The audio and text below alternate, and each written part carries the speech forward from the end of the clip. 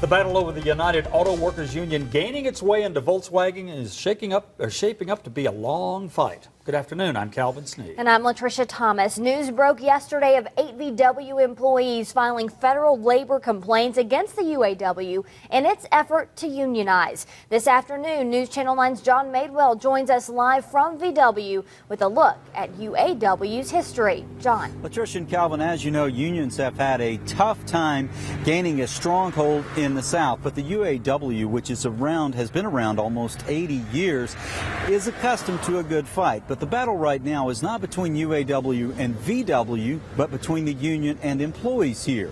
Well, this afternoon we're going to take a look at UAW's history and a professor's perspective of what may follow.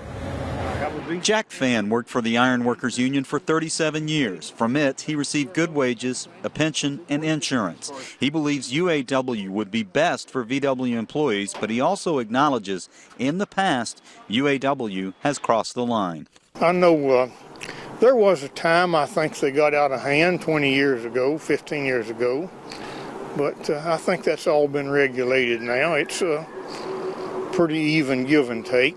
Now, the UAW started in 1935 and was chartered by the American Federation of Labor and claims close to 400,000 active members. It also has a history of natural confrontations in negotiations, and some have turned violent. In recent years, they squared off against Honda, Oshkosh, and Delphi.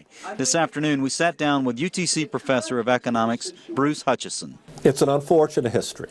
It's a history I hope we do not repeat. Mike Burton is one of the 8 VW employees who filed an unfair labor practices complaint against UAW. He didn't sign a card, but found the process misleading. It's all very friendly.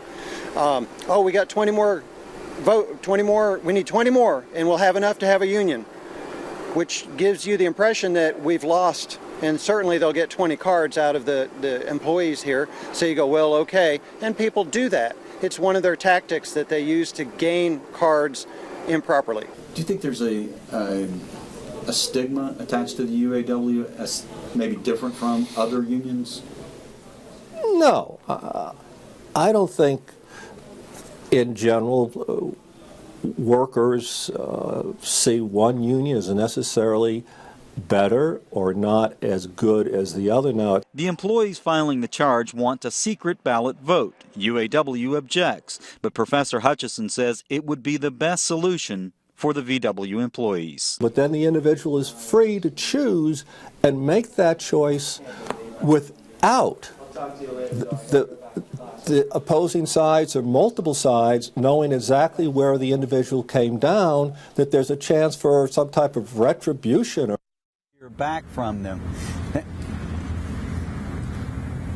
Now, we have left messages with United Auto Workers yesterday, but have yet to hear back from them. Now, the 8 charges have rested with the National Labor Relations Board, and typically it will open an investigation if warranted, and if that is the case here, it could last several weeks. We will certainly keep you updated. Reporting live from Volkswagen, I'm John Madewell, News Channel 9.